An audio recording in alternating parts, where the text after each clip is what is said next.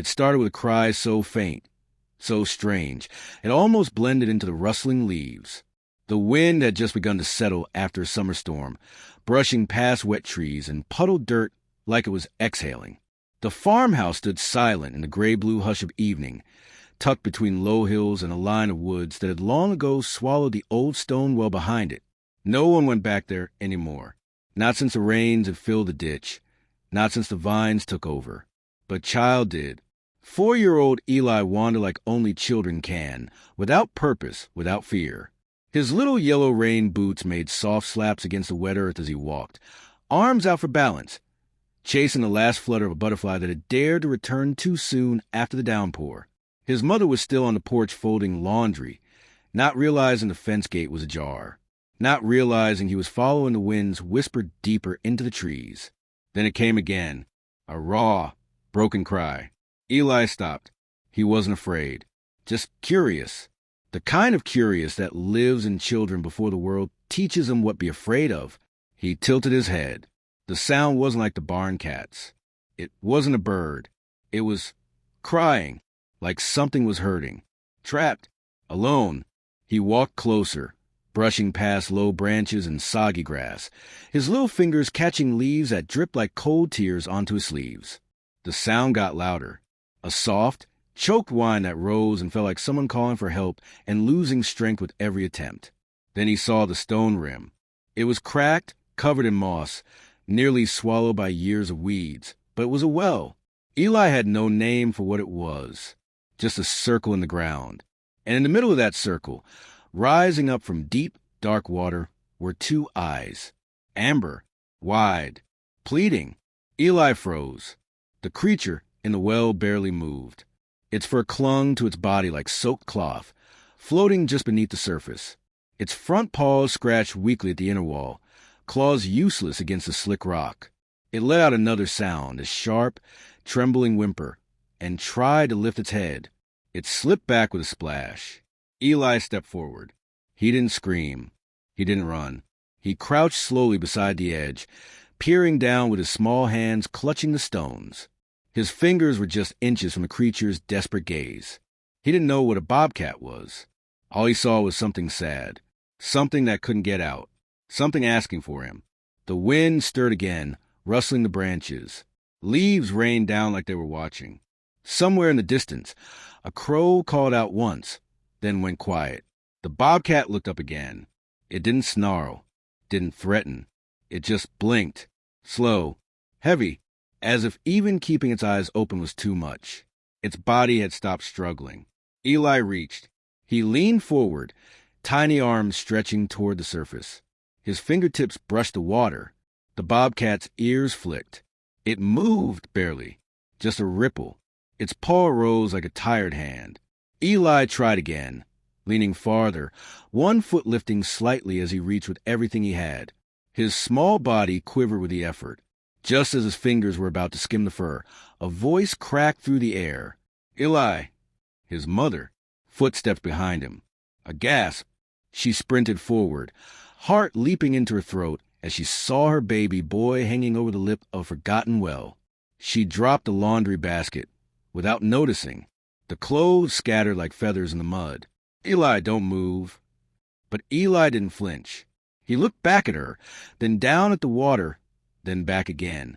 He's stuck, he said softly, voice barely audible over the wind. His mother stepped closer, careful, terrified. She saw it too, the bobcat. Soaked, still, a wild animal, and yet not wild, not threatening, just broken, drowning. She pulled Eli back gently, wrapping her arms around him like a shield. We need help, she whispered, more to herself than to him. She didn't know whether to be afraid for the animal or of it. She called 911 with shaking fingers, trying to explain between rushed breaths. Wild animal. Well, Child found it. Yes, still alive. No, not aggressive. They said help would come. But time moved slowly in the woods. Eli stood beside her, holding her hand. His eyes never left the well. The bobcat was still looking up, head just barely above the surface. Eyelids heavy. Its paw no longer reached. It just floated, chest barely rising. And then, just before the sirens were heard in the distance, it made a sound again, a final, fragile cry, softer than the others, not of fear, but of trust, of surrender. And it looked not at the adult, but at the boy, as if it knew, as if he was the one who had come. The woods behind the farmhouse had always been a kind of forgotten place. Trees stretched in uneven rows, their roots curling like sleeping fingers over mossy ground. Water still clung to every surface from the storm, each leaf slick, each patch of earth soft beneath a boot. Sunlight tried to break through the gray cloud cover, but all it managed was a dull silver glow that lit the forest like a faded memory. The old stone well, half swallowed by vines and time, looked ancient there, like a mouth in the earth that had waited too long to be noticed. Eli stood next to his mother in silence, one hand still in hers, the other curled by his side. His eyes didn't blink much. He just stared into a hole in the ground, as if part of him still wanted to climb inside and be near the animal that called him. The bobcat hadn't made another sound. It floated with its head barely above water, unmoving, its soaked fur clinging tightly to lean muscle and exposed ribs. The air smelled of wet leaves, bark, and rain-soaked dirt. Every few seconds a drop of water fell from a branch somewhere above, punctuating the quiet like a ticking clock. The ambulance and fire truck were taking longer than expected. The gravel road that curved into the property had become slick and muddy after the storm, slowing everything down. But help was coming. Eli's mother had thrown a towel over his shoulders, even though he wasn't cold. She kept her arm around him, but her eyes flicked between him and the well, calculating, afraid. Not of the bobcat exactly, but of the unknown. It could lash out. It could drown. It could die before anyone arrived. All three thoughts lived in her like knots she couldn't untangle. The sound of a vehicle finally cracked through the hush. Then another, tires grinding wet gravel, voices calling from down the path. Eli turned only when he heard someone say his name. A man in uniform knelt down beside him. He smiled gently.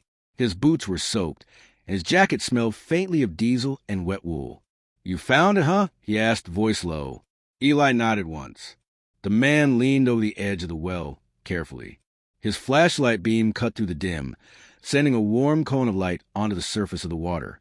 It caught the bobcat's fur like a soft mirror, shimmering, brownish gold, trembling with each breath. "Still alive," he muttered, then stood up and signaled for his team. They moved quickly but quietly. Ropes were uncoiled, a winch assembled. A narrow metal stretcher, the kind used in rescue shafts, was being prepared. The well was deep, but not impossibly so. Narrow, though, just enough room for one. "Poor thing must have fallen in last night," someone said. "Storm might have scared it." "No cover on this well?" asked another. "Hasn't been used in decades. Nobody comes back here." Except the child, thought the mother. Except Eli. While the rescue team worked, Eli stayed very still. He looked up once when someone knelt beside him with a small blanket and a bottle of juice, but he didn't drink. He only asked one question. "Will he be okay?" The medic didn't answer, not with words. He just gave a tight smile and tousled Eli's damp hair. The man who had first knelt by Eli returned and crouched again beside the well. He had ropes over one shoulder and mud on his knees. He spoke into a walkie and nodded once before looking back at the child. "We're going to try to bring him up slow. Might spook him. You did good, kid." Eli didn't respond, but his hand lifted just a little, like he was reaching again, just as he had before. The man lowered the stretcher into the well. The rope creaked. The bobcat stirred for the first time in minutes. It didn't thrash. It didn't growl. It just lifted its head, as if it had been waiting for something to come for it. Not just a rescue, but a presence. Water sloshed quietly as the stretcher reached it. The rescuers murmured to one another, guiding the movements like surgeons, steady and slow. When the metal frame reached the right depth, one man began lowering himself into the shaft using a harness. Another kept steady pressure on the line. The moment the rescuer reached the bobcat, a silence fell. Even the wind paused. Everyone watched. The animal didn't resist. It simply allowed itself to be touched, lifted, moved, as if it had spent all its strength already, as if it knew there was no point in fighting anymore. The stretcher rose inch by inch, wet metal glinting faintly with every sway. As it neared the lip of the well, the light grew brighter. The bobcat's face came into view first, eyes half closed, whiskers drooping, body trembling from exhaustion. The boy took a step forward instinctively. The animal's eyes flicked toward him. They locked eyes again, just as they had when Eli first leaned over that mossy rim. No words, no movement, just recognition. Like a single thread of something unspoken passed between them. Something neither wild nor tame, just true.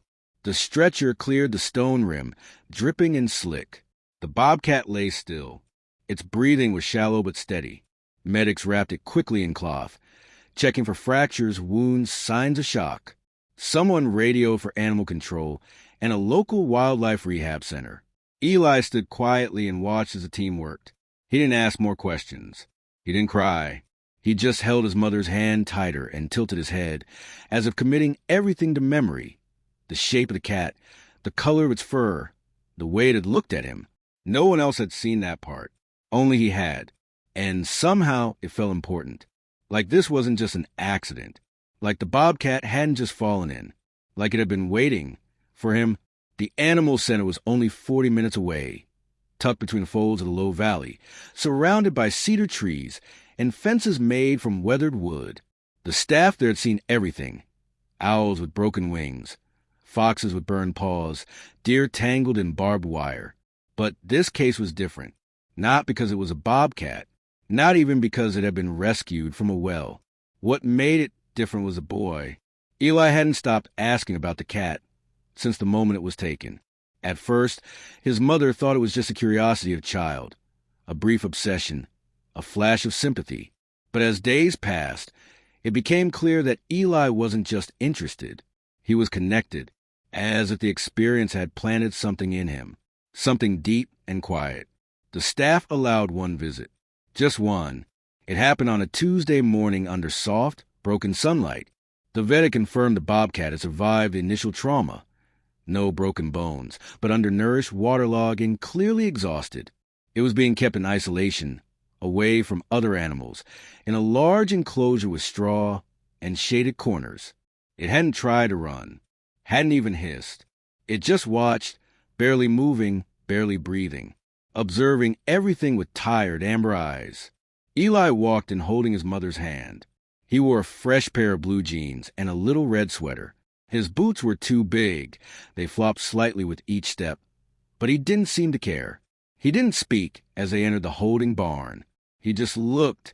The bobcat was curled near the back of its space, resting on a blanket someone had folded in the corner. It wasn't caged like an animal in a zoo.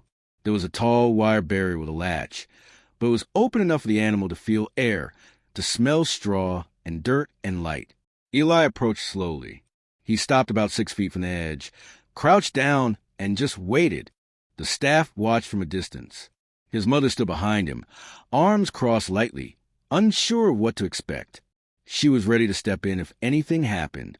But nothing did, at least nothing dramatic. The bobcat lifted its head slightly. Its ears twitched. It blinked once, slowly. Then it looked at the boy, and kept looking. Eli didn't reach out this time. He didn't speak. He just tilted his head the way small children do, resting one cheek on his shoulder as he watched. The two of them sat in stillness, one inside a fence enclosure, one just outside it, doing nothing, saying nothing. It was the most natural thing in the world. After a minute, the bobcat shifted. It rose slowly to its feet, every muscle deliberate, careful. Its legs shook slightly from weakness, but it didn't collapse. It took 2 steps forward, then 3. Then it sat again, closer this time. Eli smiled faintly. The staff exchanged glances. One of them scribbled notes on a clipboard. No aggression, someone whispered. No stress response. That's rare. But to Eli it wasn't rare. It wasn't scientific.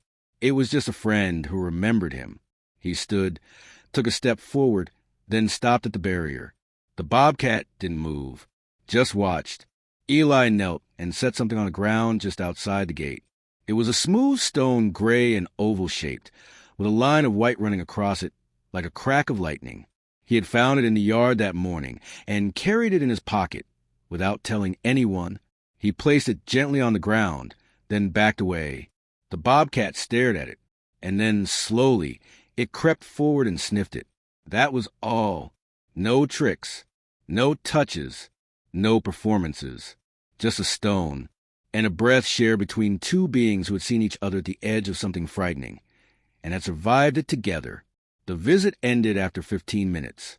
Eli didn't argue. He didn't cry. But when they left, he looked back once and waved softly. The bobcat didn't react. But it didn't need to. Something had already passed between them. Something finished. Or maybe something just beginning. In the days that followed, the rehab center staff noticed changes. The bobcat, whom they had begun calling Ash for his smoky coloring, started eating more consistently. He no longer paced at night. He slept near the front of the enclosure, instead of hiding in the corners. He didn't hiss during exams. He allowed caretakers to approach, as long as they moved slowly and spoke softly. They said it was progress. They said it was healing. But there was something deeper in it, something less clinical, something no chart could capture. On the fourth night after Eli's visit, one of the workers arrived early in the morning to find Ash curled in the same corner where Eli had sat. The small stone was still there, untouched, but Ash had nudged a piece of straw over it, like a cover, as if protecting something important. The worker stared for a long time. She didn't move the straw. Word got back to Eli's mother that week that the bobcat was responding better than expected. Still weak but stable, still wild but watching, always watching. Eli asked if he could visit again. His mother hesitated, but deep inside, she already knew her answer, not because she trusted the animal, but because of the way her son had changed. He was quieter now, more focused, less scattered, like something in him had matured, not with age, but with experience. He spoke less about toys and more about rain, about animals, about listening with your eyes, as he once said. Whatever had happened at that well, it hadn't just changed the bobcat, it had changed her son. And somehow, that felt like the beginning of something neither of them could name yet. The barn lights had been dimmed to a soft amber. Outside, the sky stretched in a quiet, cloudy dusk, painted in the fading blues of day that had already given too much. Inside, Ash lay curled in the corner of his enclosure, his breath shallow, his limbs drawn tightly in. The straw beneath him barely rustled. He hadn't lifted his head in hours. The vet had stopped speaking in hopeful terms. The 4-line remained in place, fluids dripping slowly into the vein on Ash's front leg. The numbers on the small screen beside him hadn't moved. If anything, they were slipping, a slow, downward slope that left little doubt. The infection had reached deeper than anyone thought. His body was running out of places to fight. Eli sat just outside the gate, knees tucked to his chest, arms wrapped around his legs. He hadn't spoken in a while. His mother sat beside him, one arm draped loosely around his shoulders, the other hand tracing the rim of a paper coffee cup she hadn't touched. She watched him more than the bobcat. She could see the stillness in him, not the kind that came from boredom or fatigue, but the kind that came from something deeper, a kind of quiet knowing. Ash hadn't looked up once since they arrived. The vet had explained it gently. He might be slipping into shock. If that happens, it's not painful. It's just the body letting go. But Eli shook his head at that, not in anger, not in protest. Just once. Softly. He's not letting go, he said. He's just tired. No one argued with him. What could they say? The boy who had found the bobcat was the only one Ash had ever truly responded to. And even now, when nothing else seemed to work, Eli hadn't left. Another hour passed. The barn grew quieter. Staff came and went in low voices. A soft breeze drifted in through the high window slats, carrying the smell of hay, pine, and distant rain. Eli remained where he was, unmoving, watching. Then something changed. It wasn't dramatic. It wasn't a jolt or a sound. It was just a twitch, a small shift to one of Ash's ears. It flicked once, then again. Then the tip of his tail, almost imperceptibly, curled and uncurled. Eli leaned forward slightly, eyes narrowing, breath held. He didn't speak. He didn't call out. He simply inched closer to the gate on his hands and knees and sat just beside the opening.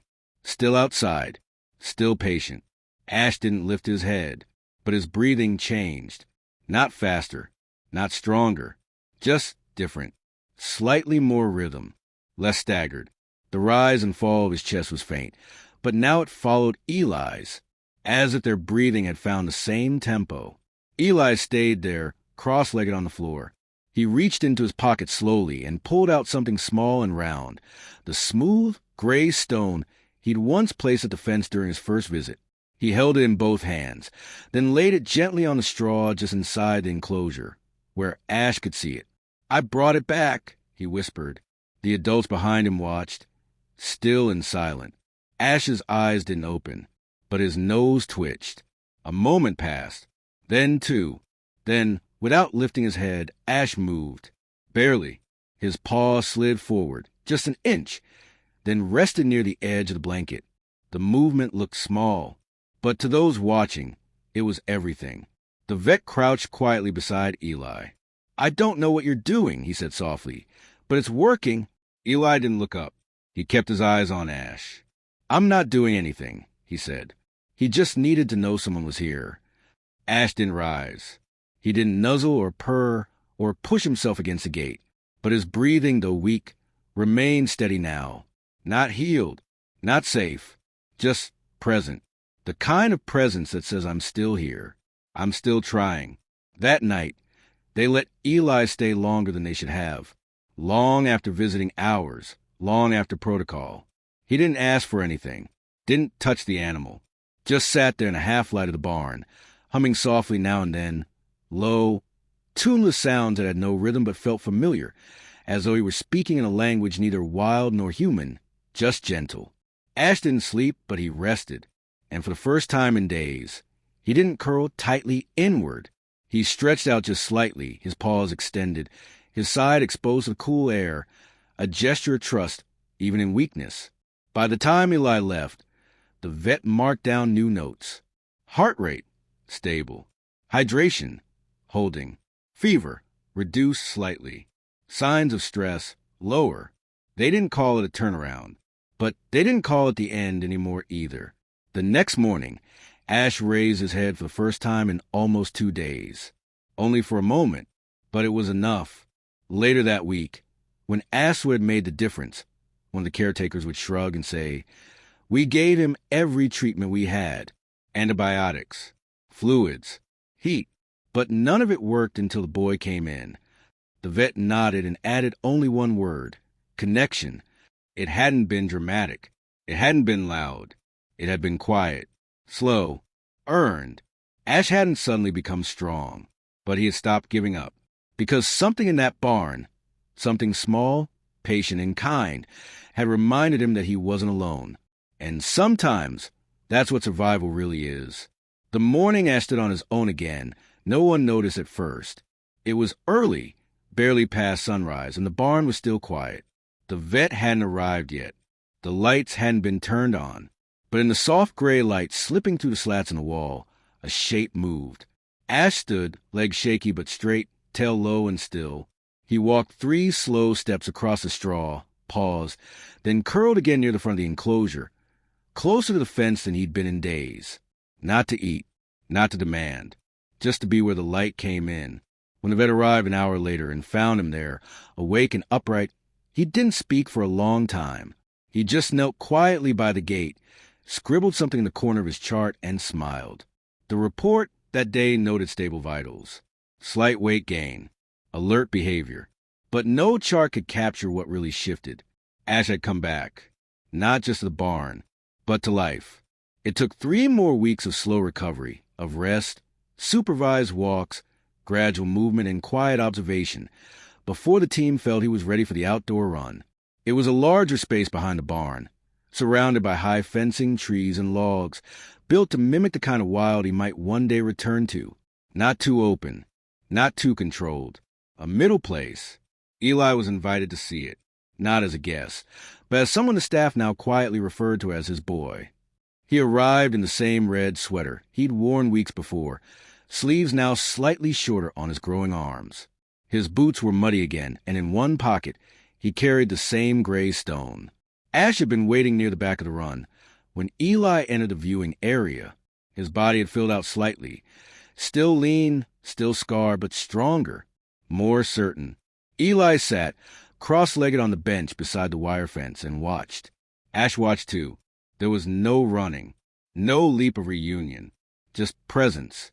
Ash approached after a minute, stepping through the grass slowly, ears forward, body low, not out of fear, but attention.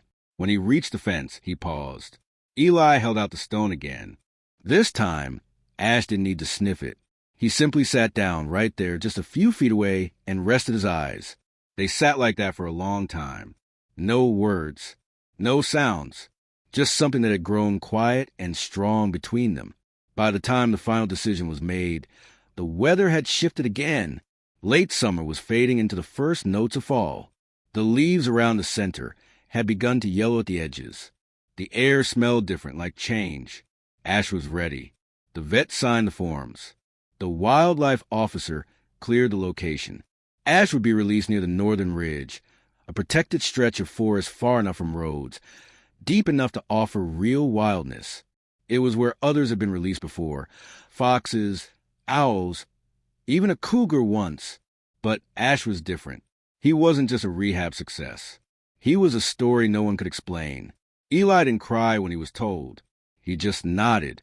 On the day of the release, they let Eli ride in the second truck, right behind the transport cage.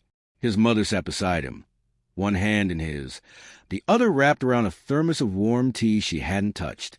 The drive was slow, quiet.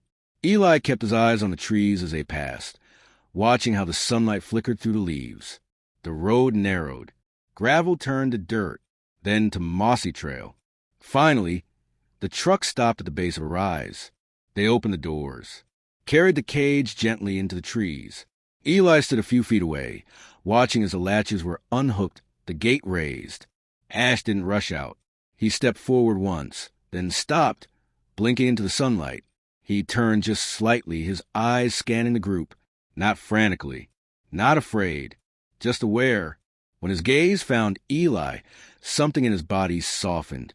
Not a nod, not a sound, just a stillness.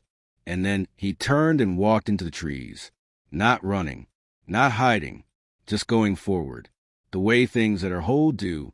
Eli stood for a long time after Ash disappeared into the woods. He stared at the trees until the only thing left was the sound of wind through the branches. Then he did something no one expected. He took the stone out of his pocket and walked a few steps off the trail. There, beneath a tall cedar, he knelt and placed it in the moss. He didn't say anything. He just left it there. A small marker, not to call Ash back, but to let him know someone had come. That someone had listened, and that someone would remember. Later that evening, as the sun fell behind the hills and the barn lights flickered off one by one, the vet stood at the edge of the empty enclosure and smiled to himself. "I think the wild gives us back what we give it," he murmured. Eli, sitting beside his mother, didn't respond. He just closed his eyes and remembered the sound of water, the cry in the well, the look that passed between a frightened animal and a small boy who didn't know he was brave. And in that memory, there was no fear, only recognition and peace.